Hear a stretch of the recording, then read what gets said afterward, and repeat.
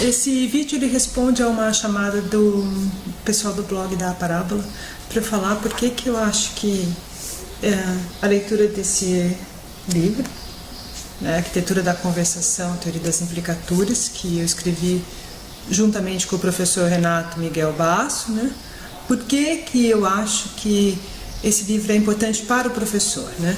E eu acho que esse livro é importante para o professor de várias áreas, né? Então, eu primeiro quero agradecer ao pessoal da Parábola pelo convite, né, pelo desafio, né? Tem outras pessoas que eu gostaria de agradecer, é um primeiro vídeo, né? E eu vou falar sobre uma coisa muito específica, sobre um aspecto que é discutido no livro e que é bastante específico, né? Que é a distribuição do N no inglês, e vou falar sobre a distribuição da interpretação do algum no português. E eu vou usar isso para falar sobre mente, cérebro, linguagem, né? Porque a gente, né, o que é as evidências que a gente tem sobre a interpretação de implicaturas escalares, que é um dos tópicos desse livro, né, nos dizem sobre a mente e cérebro humano, né? A gente sabe hoje em dia que há correlatos cerebrais de eventos mentais, é toda uma discussão filosófica por trás disso, né, com certeza. Então, a gente sabe, por exemplo, que a gente tem grupos de neurônios especializados, né, em eventos mentais, eventos linguísticos, né, e pus aí alguma referência, é fácil encontrar o pessoal da neurolinguística, né? Eu vou falar uma coisa um pouco menor, eu vou tentar mostrar uma outra coisa, né? E eu vou tentar mostrar uma coisa que é como a conversa funciona, né? Então você imagina a seguinte situação, né? Você está no carro, está esperando, a gente parou para esperar para buscar uma menina, no carro tem mais um tanto de meninos, né? E um dos meninos pergunta: ela vai demorar? E o outro responde: ela é mulher. Né? Todo mundo cai na risada e todo mundo sabe a resposta, né? Então, eu estou interessado em saber como é que é esse mecanismo. A gente consegue replicar esse mecanismo, a gente consegue construir uma máquina que conversa, que vai além da interpretação das palavras, né? Que é interpretar as palavras também, né? Quer dizer, em termos do que as palavras disseram, elas disseram ela, que vai buscar um referente lá no discurso, né? No contexto, né? Vai pegar... É mulher, não disse praticamente muita coisa, não é muito informativa, e isso já é parte desse raciocínio pragmático, né? Então a gente consegue replicar, construir uma máquina que mostra esse mecanismo. Quanto disso é natural? Quanto disso é convencional? Depende da língua. Provavelmente o mecanismo é natural, né? Muito bem, e a interpretação de uma conversa como alguém tirou 10 na prova.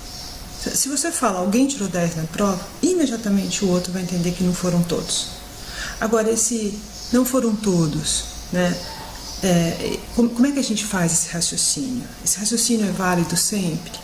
Né? Que tipo de raciocínio é esse, né? E também, como eu falei, vou falar sobre a distribuição do N. Tá. Tem experimentos sobre isso para o inglês, muito pouco para o português, então eu estou me baseando em evidências desses experimentos.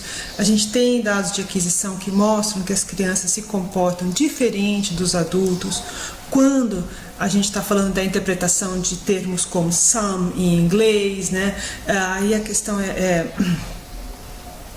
a gente não tem esses dados para o português, seria bem interessante ter, né?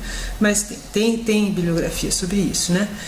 E o que isso vai mostrar para a gente, que eu vou explorar nesse vídeo, porque também eu tenho pouco tempo, né, mas que é explorado no livro e podemos explorar em outros momentos, é que a nossa mente está prestando atenção numa coisa que é propriedade de conjuntos, né? Mesmo que a gente não saiba nada sobre teoria de conjuntos. Então é um conhecimento inconsciente, né? Então tem um sistema semântico pragmático, né, que é uma máquina que faz dedução também, tá? Então é um sistema bastante interessante e complexo e, acredito, né, linguístico, particular das línguas naturais, né, relacionado diretamente com as línguas naturais. Então a gente sabe deduzir, mais que isso a gente sabe a chamada abduzir, né, a abdução do Peirce, né? Tá bom. Então, as evidências que eu vou usar isso vai ser a distribuição do N e a interpretação do algum e dos números no português brasileiro. Esse primeiro é um teste de julgamento de gramaticalidade. Não é um teste formal, não é um experimento, porque não é controlado, não pode ser chamado de experimento. É só para vocês entenderem um pouco como funciona um experimento, tá?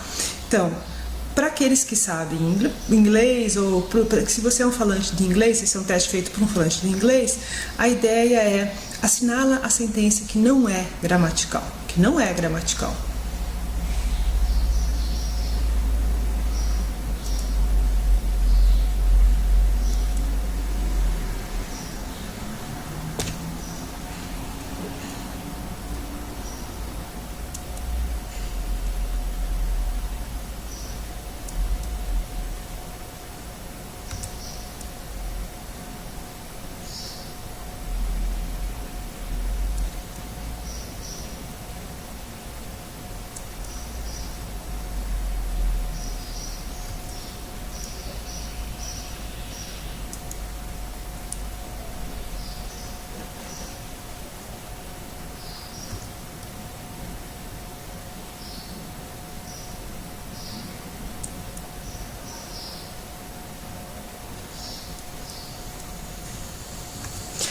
Tá, as sentenças que são agramaticais, o conceito de agramaticalidade é um conceito que vem do Chomsky, que não tem nada a ver com certo e errado, né? Então, as sentenças que os falantes consideram agramaticais, os falantes do inglês, são as sentenças 1, 4, 5, 7 e 9. Né? Agora a pergunta é, como é que a gente explica que essas sentenças são agramaticais? O que faz com que o falante, qual é a regra que está ali em jogo, né? Então, essa é a pergunta, né, que a gente quer responder. Agora a gente vai fazer um outro teste, que é um teste de interpretação. Dessa vez a gente vai fazer para o português, tá? Então, a ideia é, se você é um falante do português, você está mais que habilitado a fazer. Não é, de novo, um experimento controlado. É só para a gente brincar, né, com a ideia, só para você ter uma ideia, né, de como é um começo de uma montagem de um experimento, né? Tá. Escolhe uma interpretação. Qual é a melhor interpretação? As duas são possíveis, então escolhe uma.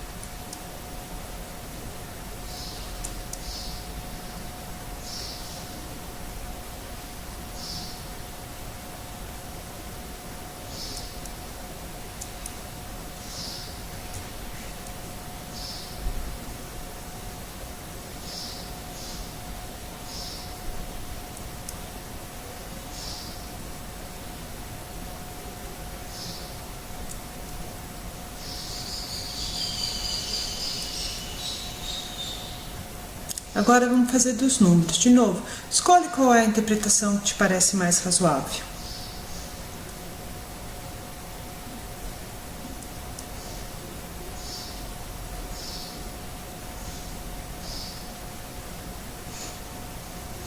Tá, a gente não tem teste sobre isso no português, então fica aí um convite para a gente montar experimentos para ver se os resultados vão confirmar as hipóteses que essa teoria das implicaturas faz, né? Eu aposto que confirma, né? Vamos ver, o que essa teoria prediz, né? Qual é a predição dessa teoria, né? Então ela prediz que para estatisticamente, a grande maioria vai dizer não todos. Para 2 a gente vai ter uma oscilação, então vai ser uma coisa meio, as pessoas vão ficar oscilando, mas vai ter uma preferência por talvez todos. 3, talvez todos. 4, não todos. E aí, confere com a tua intuição? Para a interpretação dos números, para 1, para a sentença 1, a interpretação de exatamente, para a sentença 2, a interpretação de pelo menos. Claro, aí é só um exemplo para mostrar que existe uma flutuação na interpretação, tanto dos números quanto de itens como algum, né? Também muito, outros itens, né, que a gente chama de escalares, né?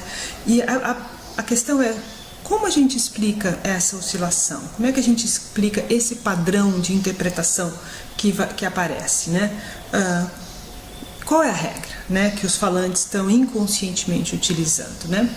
Então, diferentes tipos de evidência, a interpretação de termos escalares como sum, dos números, a distribuição do N e de outras expressões como os minimizadores, que eu não vou falar aqui, mas fala no livro, tem lá no livro, a aquisição, né? O fato de que as crianças se comportam diferente dos adultos na aquisição desses termos, tá? E os resultados experimentais, inclusive de experimentos que a gente chama de online, que são de processamento mesmo, né? Que controlam o tempo de processamento, né? Mostram pra gente, indicam, né? Que a gente presta atenção por uma propriedade que é uma propriedade de conjunto.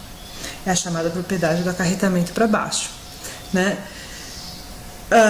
Eu poderia falar sobre isso, acho que assim, é um tópico que eu gostaria de conversar, mas tem que ser numa outra ocasião, né? Então a ideia, o que parece é que a mente, a gente rastreia, né, relações de acarretamento para baixo, né? Parece que a gente segue isso, né? Isso é uma noção que aparece em teoria de conjuntos, por exemplo, né? Por que a nossa mente faz isso, né? Tem algumas respostas para isso, mas também não vou nem pensar em discutir isso aqui agora, tá? Bom, o que isso tudo tem a ver com a escola? Acho que sim. Isso tudo tem a ver com a escola porque a escola poderia discutir essas coisas. A escola poderia levar os alunos a refletir sobre essas coisas, né? A escola poderia levar os alunos a construírem essas maquininhas que conversam, a brincar de construir inteligências artificiais, a fazer como o Alan Turing fazia, né? A brincadeira do jogo da imitação, né? Além disso, a gente poderia mostrar, e a gente sabe disso hoje, por outras razões, que eu também posso falar em outro momento, né? Que a matemática e as línguas naturais estão muito mais próximas do que a escola gostaria de imaginar, o que nos faz imaginar, né? A gente poderia construir sistemas computacionais simples, né? A gente poderia montar gramáticas que descrevem esses fenômenos na escola, que a escola nunca trata, né? Imagina, nunca falamos sobre essas coisas. A gente poderia fazer na escola experimentos para o português, né? Pôr os alunos para fazer experimento. A gente podia fazer as aulas de português serem aulas sobre língua, que a gente pensasse sobre as línguas, em como as conversas acontecem, né? A gente poderia fazer uma discussão com a biologia, né? Como é que surgiu esse sistema no ser humano? Por que só no ser humano, né?